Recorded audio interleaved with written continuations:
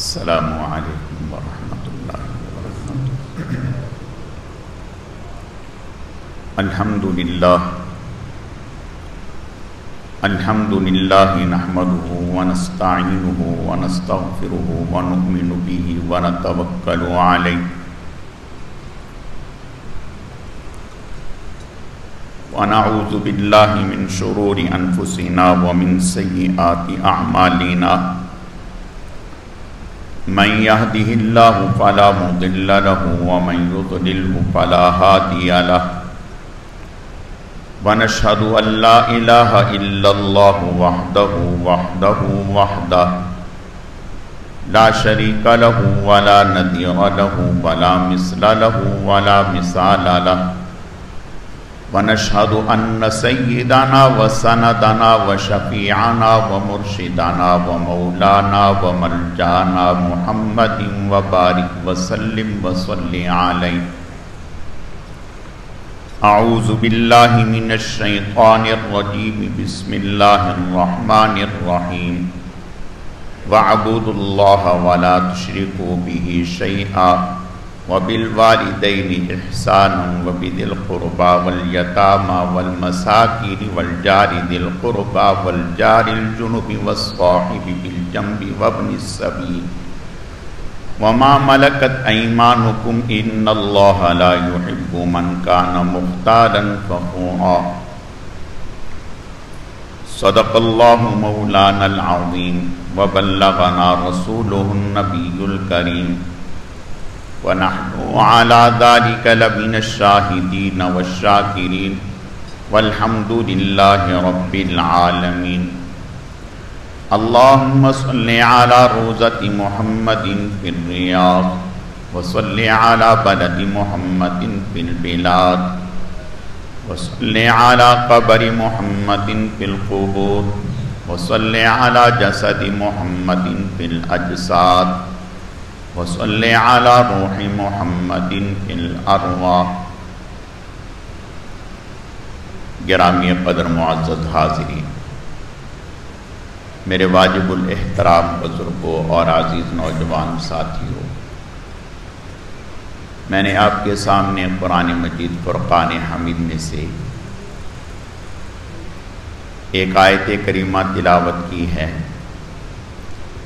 رب ذوالجلال سے دعا ہے کہ وہ ذات بزرگ و برتر مجھے اس کی روشنی میں صحیح صحیح کہنے کی اور سمجھانے کی توفیق عطا فرمائے۔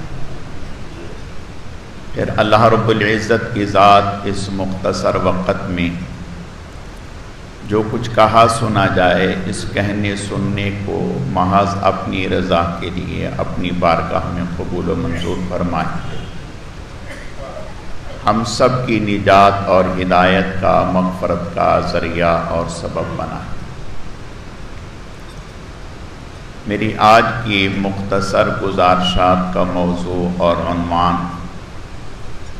ہم اچھے انسان کیسے بن جائیں، یہ عنوان ہے۔ اسی سے متعلق چند باتیں عرض کرنی ہیں۔ اللہ رب العزت صحیح صحیح کہنے کی، سمجھانے کی، سمجھنے کی، عمل کرنے کی توفیق عطا فرمائے، اور جو کچھ کہا سنا جائے اس کہنے سننے کو محض اپنی رضا کے لیے اپنی بارگاہ میں قبول و منظور فرمائے۔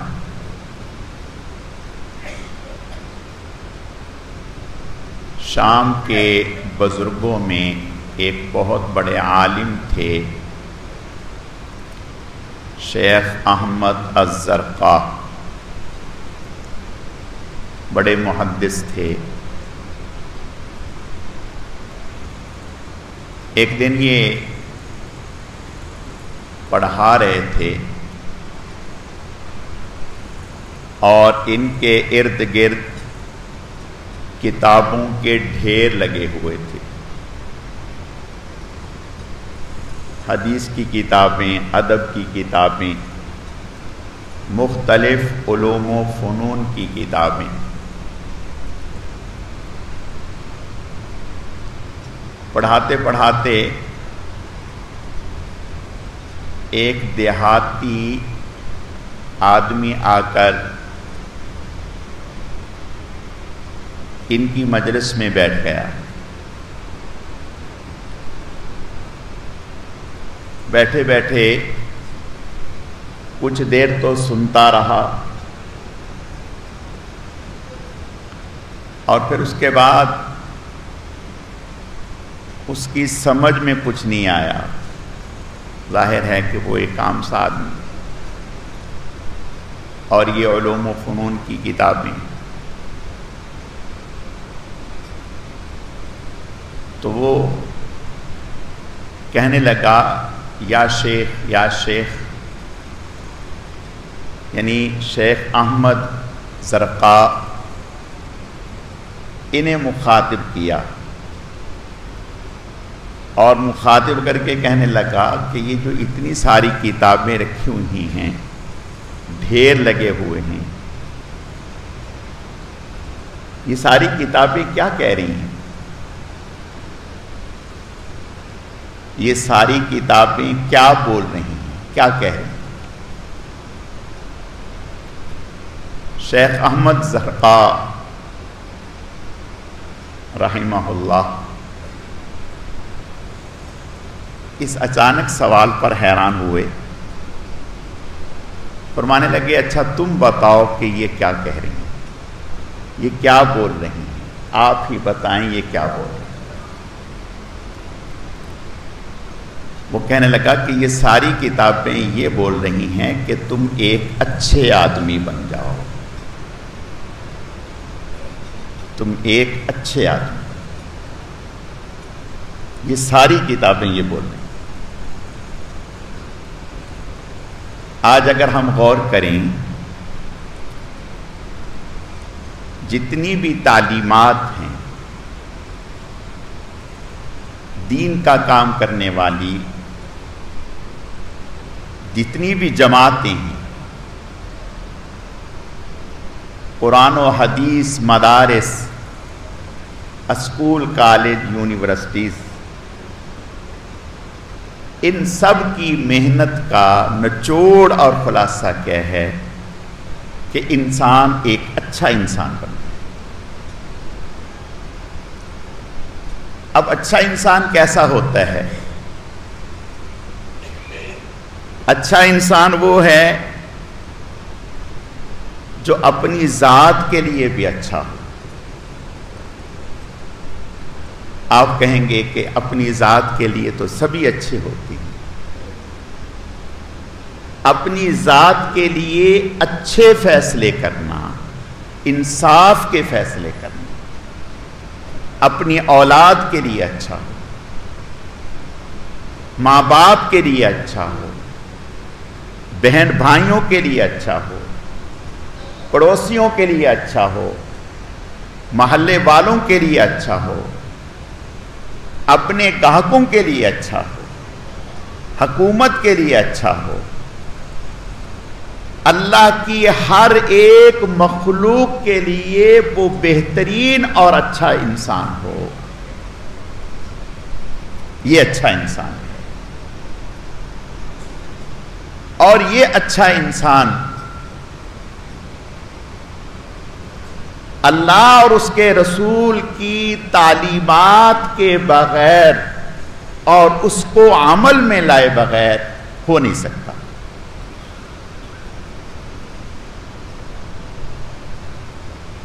انسان کو انسان بنانے والی، اسے ایثار و ہمدردی کا پیکر بنانے والی جو تعلیمات ہیں وہ قرآن و حدیث ہے، رسول اللہ صلی اللہ علیہ وسلم کی تعلیمات ہیں.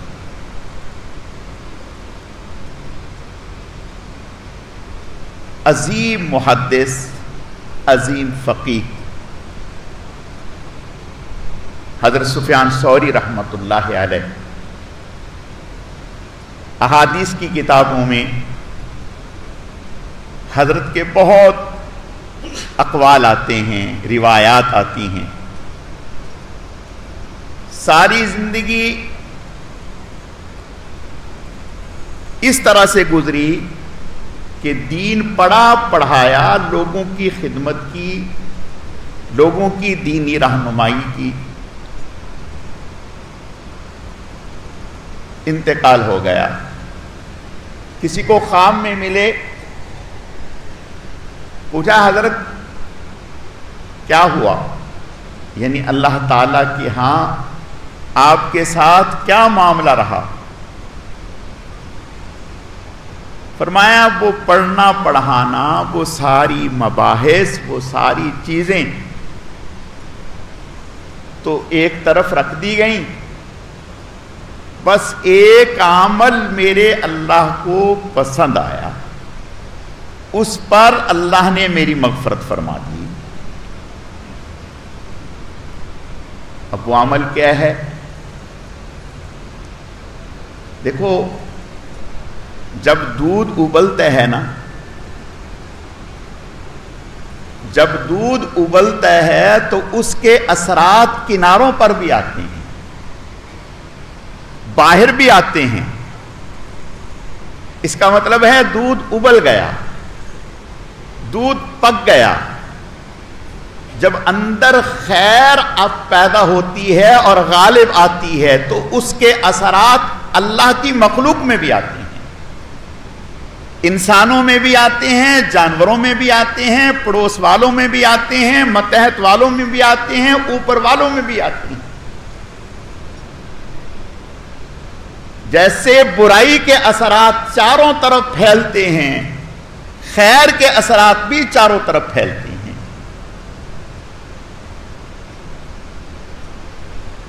یہ سفیان ثوری رحمت اللہ علیہ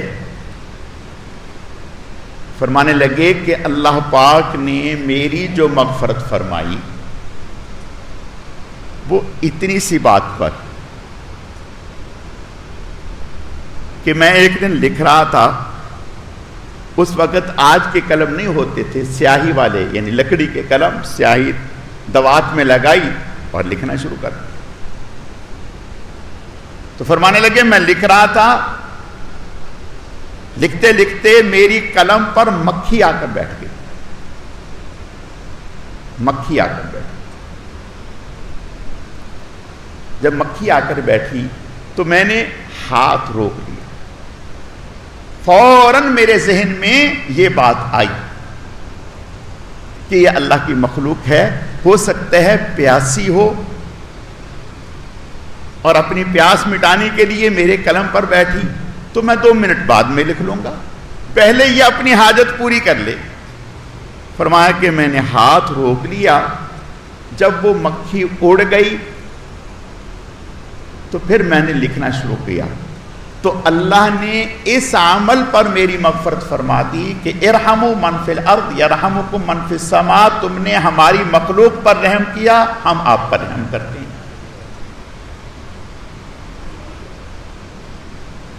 میرے عزیزو، میرے پیارو، یہ احساسات اور جذبات کہ اللہ کے بندوں کو ہم سے نفع پہنچے، خیر پہنچے، بھلائی پہنچے، ہم ایک اچھے انسان ثابت ہوں، جب تک دنیا میں رہیں اچھے بن کر رہیں، اس دنیا سے جائیں تو اچھائی چھوڑ کر کے جائیں، لوگ اچھے لفظوں میں یاد کریں۔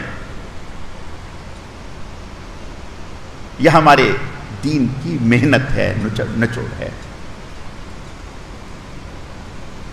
حضرت عبداللہ بن جعفر رضی اللہ تعالیٰ، حضرت جعفر رضی اللہ تعالیٰ حضرت علی رضی اللہ تعالیٰ عنہ کے بھائی تھے۔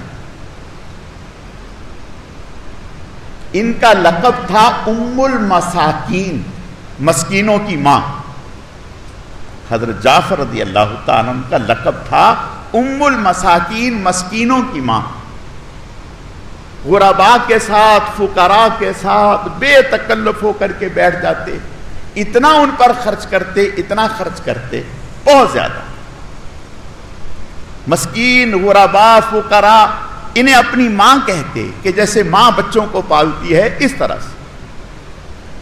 اور یہی رنگ اولاد میں بھی اللہ نے پیدا کیا۔ تو حضرت عبداللہ بن جعفر رضی اللہ تعالیٰ فرمانے لگے، ایک دفعہ میں باہر چلا گیا تو ایک علاقے سے گزرا تو وہاں ایک باغ تھا خاصا آبادی سے دور. تو میں ایسے ہی تھوڑی دیر کے لیے باغ میں گیا. جب باغ میں گیا تو ایک مجھے کالا شخص نظر آیا, حبشی غلام.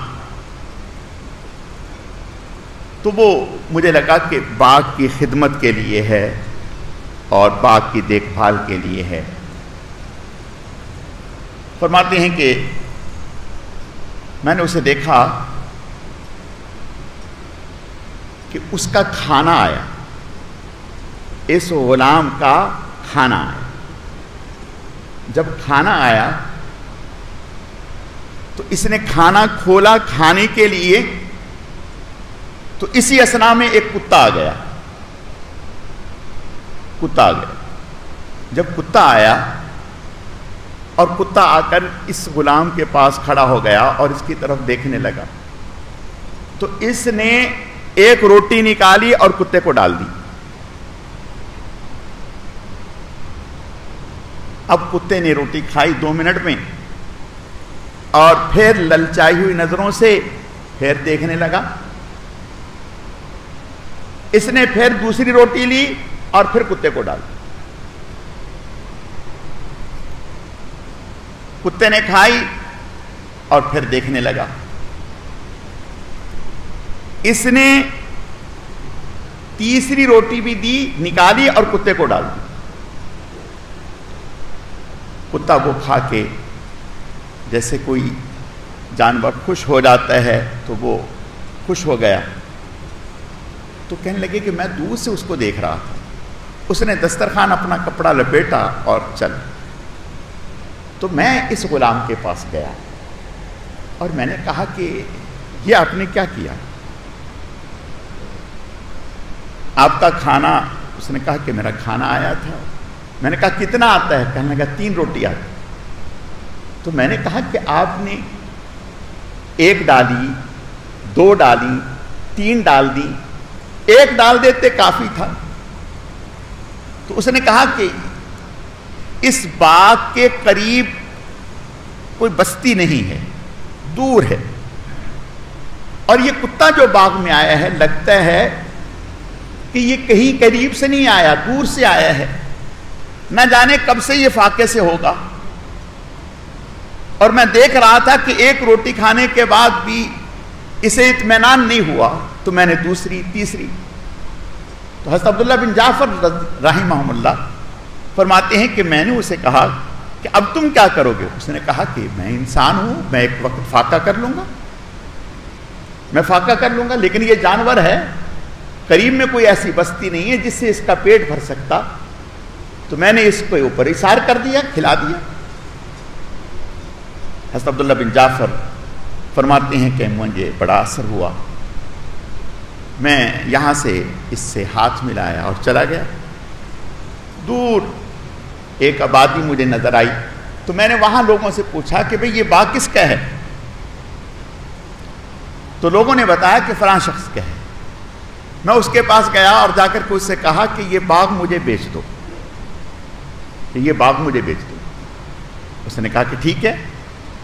اس نے جو باغ کے پیسے تھے وہ بتائے, میں نے اس کو قیمت دی اور میں نے کہا کہ وہ غلام بھی بیچ دو, وہ غلام بھی بیچ دو. اس نے وہ بھی بیچ دیا. میں اب دوبارہ باغ میں آیا اور آ کر کے میں نے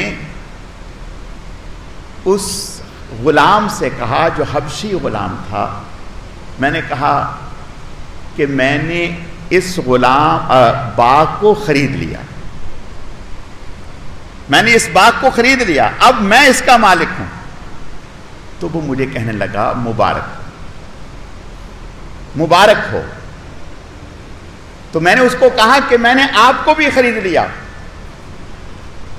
اس نے کہا اچھی بات ہے, پہلے میں دوسرے آقا کی خدمت کیا کرتا تھا, اب میں آپ کی خدمت کروں گا. پہلے میں دوسرے آقا کی خدمت کیا کرتا تھا, اب میں آپ کی خدمت کروں گا. تو میں نے اسے کہا کہ آپ نے پوری بات نہیں سنی. تو وہ کہنے لگا جی پوری بات بتا دی. میں نے اسے کہا کہ میں نے آپ کو آزاد کر دیا, میں نے آپ کو آزاد کر دیا. وہ بہت خوش ہوا. میں نے اس کو کہا کہ میں نے آپ کو آزاد کر دیا اور ساتھ میں باغ کا مالک بھی آپ کو بنا دیا, یہ باغ بھی آپ کا ہے. کہنے لگا, وہ بہت خوش ہوا اور پھر کہنے لگا کہ دیکھو یہ باغ میں اب آپ ہی کو ہدیہ کرتا ہوں, یہ باغ اب میں آپ ہی کو ہدیہ کرتا ہوں, آپ کو مبارک ہو, آپ اسے رکھیں, آپ نے مجھے آزاد کر دیا, اب میں یہاں سے جا رہا ہوں. میں نے کہا کہ بھئی یہ کیا؟ اس نے کہا کہ میں نے جو عمل کیا تھا وہ کتے کو روٹی کھلانے کا, 3 روٹی کھلانے کا, وہ عمل تو میں نے اللہ کے لیے کیا تھا. اس عمل کی وجہ سے اب آپ کے دل میں میرے لیے قدر و منزلت پیدا ہو گئی. اب میں یہاں رہنا اپنے لیے روحانی فتنہ محسوس کرتا ہوں کہ میرے دل میں کب کبر آ جائے گا کہ میں نے یہ عمل اتنا بڑا کر دیا. میں اپنی آخرت کو اور اپنے دل کو بچانے کے لیے اپنی عافیت اسی میں سمجھتا ہوں کہ باغ آپ رکھیں, اب میں کہیں گمنامی کی زندگی گزار لوں. میرے عزیزو, ہمارا دین تو ہمیں یہ کہتا ہے کہ نیکی بھی اس انداز سے کریں کہ آپ کو پتا ہو یا اللہ کو پتا ہو, کسی اور آدمی کو اس کی خبر نہ ہو. اور جب ہم اچھے آدمی بنیں گے تو پھر ہر ایک کے لیے اچھے ہوں گے, پھر ہماری زبان سے بھی خیر نکلے گی, پھر ہماری آنکھ سے بھی خیر نکلے گی, پھر ہمارے ہاتھ سے بھی خیر پھیلے گی, پھر ہماری گفت و شنید سے بھی خیر پھیلے گی, پھر ہم جہاں بھی ہوں گے خیریں پھیلیں گی. اور اللہ تعالی ہماری حفاظت فرمائے. اگر ایسا نہیں ہوگا تو پھر ہم جہاں بیٹھیں گے شر ہی پھیلے گا, شر ہی پھیلے گا. اور رسول اللہ صلی اللہ علیہ وسلم ہی کی تعلیمات اور آپ کا دین ایسا ہے جو ہمارے اندر کی اور باہر کی کایا کو پلٹ سکتا ہے. ایسا معاشرہ جو ایک دوسرے کے اوپر شب خون مارتا ہے, اس معاشرے کا ایک فرد, اس معاشرے کا ایک فرد امیر المؤمنین بنتا ہے, خلیفۃ المسلمین بنتا ہے, اپنے ہی غلام کو سفر میں اپنے ساتھ تیار کرتا ہے کہ آپ میرے ساتھ سفر پہ جائیں گے. خود امیر المومنین ہیں اور غلام کو کہا کہ آپ میرے ساتھ سفر پہ جائیں گے. اور پھر غلام سے پوچھا کہ ہم سفر کیسے کریں, یعنی سواری ایک ہے, آدمی 2 ہیں, کیسے سفر کریں؟ غلام نے کہا آپ آقا ہیں, میں غلام ہوں, میرا کام ہے آپ کی خدمت کرنا, نوکری کرنا. آپ اوپر ہوں گے, اوپر بیٹھیں گے اور میں اس کی لگام پکڑ کر کے چلوں گا, بس اس طرح سے سفر ہوگا. فرمایا نہیں, یہ تو زیادتی ہے, یہ تو آپ کے ساتھ زیادتی ہے, ایسے سفر نہیں ہوگا. کہا کہ پھر کیسے ہوگا؟ فرمایا سفر ایسے ہوگا, کچھ سفر میں آپ اوپر بیٹھیں گے, میں پیدل چلوں گا. یہ کون کہہ رہا ہے؟ امیر المؤمنین کہہ رہا ہے اپنے غلام کو. غلام کی حیثیت تو آپ سوچ بھی نہیں سکتے, اس کی کوئی مرضی نہیں ہوتی تھی, کوئی چاہت نہیں ہوتی تھی, کوئی خواہش نہیں ہوتی تھی. آقا نے جہاں بٹھا دیا بیٹھ گئے, جو کھلا دیا کھا لیا. آقا امیر المومنین 22 لاکھ مربع میل کا سربراہ اپنے غلام سے یہ کہہ رہا ہے کہ آپ اوپر بیٹھیں گے, میں پیدل چلوں گا, اور پھر میں اوپر بیٹھوں گا, آپ پیدل چلیں گے. اور پھر کچھ وقت نہ آپ اوپر بیٹھیں گے نہ میں اوپر بیٹھوں گا, ہم پیدل چلیں گے، اکیلی سواری کو چلائیں گے تاکہ اس کو بھی آرام مل جائے، اس کو بھی آرام مل جائے۔ اور کتابوں میں لکھا ہے حضرت عمر بن خطاب رضی اللہ تعالیٰ عنہ شام کو جب وہ فتح نہیں ہو رہا تھا، مذاکرات کے لیے تشریف لے گئے تو اس طرح سے سفر کیا، جب وہاں شام میں داخل ہونے کا مرحلہ آیا تو غلام سواری پر تھا، امیر المومنین پیدل لگام پکڑ کے چل رہا تھا، اس انداز سے شہر میں داخل ہوئے۔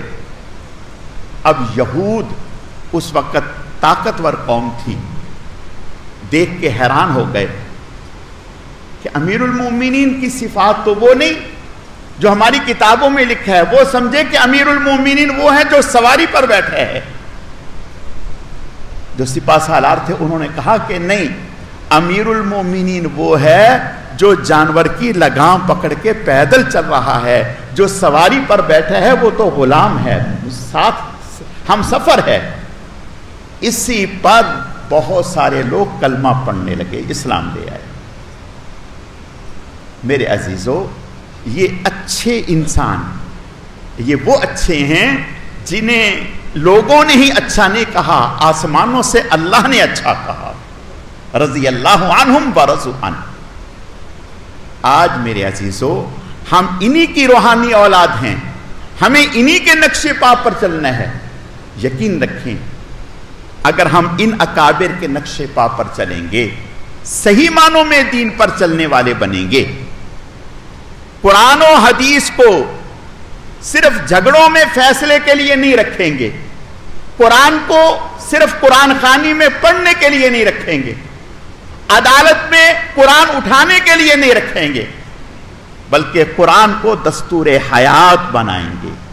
تو یہی قرآن اگر پہلے لوگوں میں انقلاب برپا کر سکتا ہے، انہیں اس زندگی سے جو زندگی جانوروں والی زندگی ہے، اس زندگی سے نکال کر فرشتہ صفت انسان بنا سکتا ہے، جو قرآن اور جو احادیث، جو نبی کی تعلیمات، وہ آج اس معاشرے کو بھی جو پستی کی انتہا میں پہنچ چکا ہے، اللہ ہماری حفاظت فرمائے، آج اس معاشرے کو بھی یہ قرآن و حدیث اگر ہم صحیح معنوں میں اس پر چلنے کی کوشش فرما لیں تو اللہ پھر وہ برکات ہمارے لیے کھول دیں گے، پھر عزتوں میں ہمیں پہنچا دیں گے۔ اللہ تعالیٰ سمجھنے کی، عمل کرنے کی توفیق عطا فرمائے۔